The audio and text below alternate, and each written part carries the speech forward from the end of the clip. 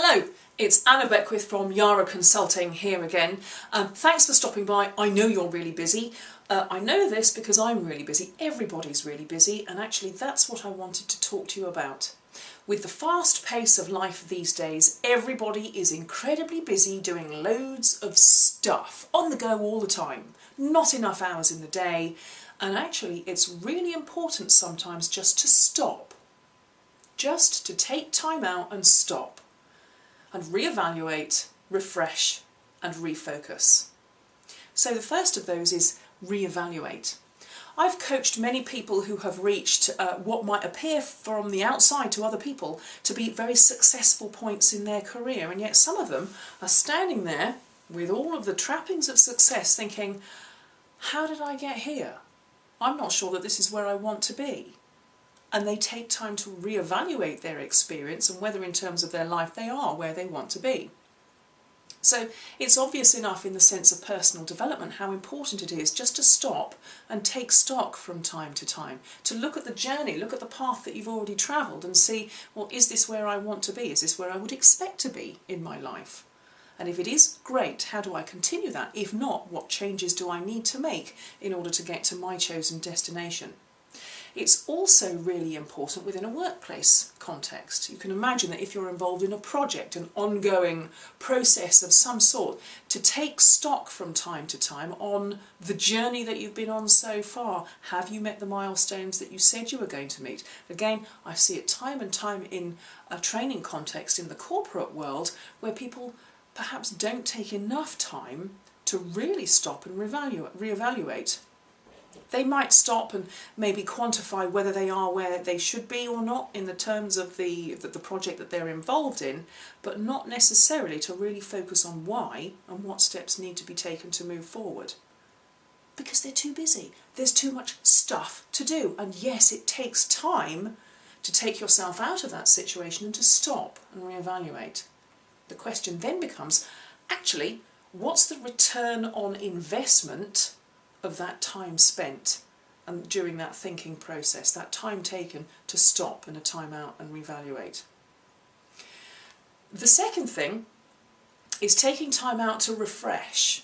Now, whatever that refreshment might be.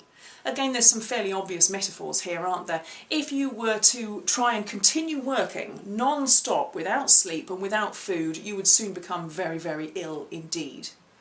And yet sometimes people really do push themselves to breaking point. Don't wait till you're stressed out.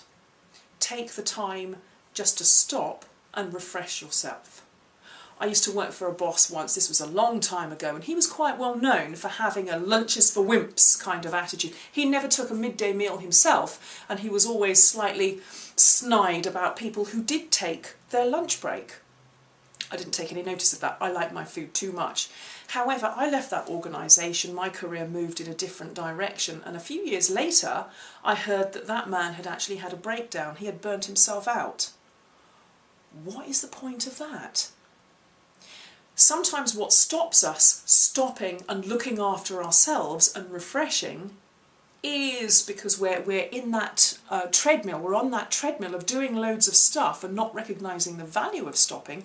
Sometimes we actually feel quite selfish about stopping and looking after ourselves, stopping to refuel. There's a perception that, well, if I don't keep my shoulder to the wheel, I'm going to be letting people down. Make no mistake, you are not helping yourself or your family or your workplace or your colleagues by running on empty. Sometimes the best thing that you can do for everybody is taking the time to stop and refresh. And actually, why not? I'm not suggesting you take a fortnight holiday every month, take a few hours off, do something different, think about something new, make connections with other areas in your life, other colleagues that you haven't spoken to, or whatever it happens to be. Stop for a moment and refresh. It makes a huge difference, and you return back to the scenario that you're in a better state of mind to be able to move forward and actually do something. Do you know, it astonishes me that on so many training courses I have to ask people to put their phones, their Blackberries to one side and to try and refrain from looking at them all the time. You still get participants on courses where as soon as they have any opportunity at all, not just in the breaks, out comes the Blackberry, let me check my emails. Like, wake up and smell the coffee, people. You are here to invest time in yourself and your learning and your personal development. Is the company really going to go under because you've switched your mobile off for a day, or because you haven't answered that email immediately? I think not. Place a value on taking time out to refresh. And the third thing is refocus. When you've got to that point where you've reevaluated where you are and you've taken time to refresh so that you're in a better position, a better frame of mind to move forward, refocus. What are your goals? Where are you going? Again, many people will just chunter on doing stuff, moving in a particular direction without actually knowing where they're going. Really, really important to stop from time to time and refocus on, well, what is my goal? Again, equally applicable in a personal development context where you're thinking about your life goals, your career goals. Also really important in a workplace context where sometimes you have to stop and think, well, hang on a minute, where are we going? Why are we doing this? What is the ultimate benefit to the organisation, to the department, to the people within the company? Why are we doing this? I've seen it so often where that doesn't happen and stuff happens and things go off course because not enough people are stopping to refocus and say, well, actually, where are we going? Why are we doing this? Again, it takes time to stop. It takes a certain amount of self-discipline to say, okay, I'm going to park everything for a moment and take a couple of hours to stop and think.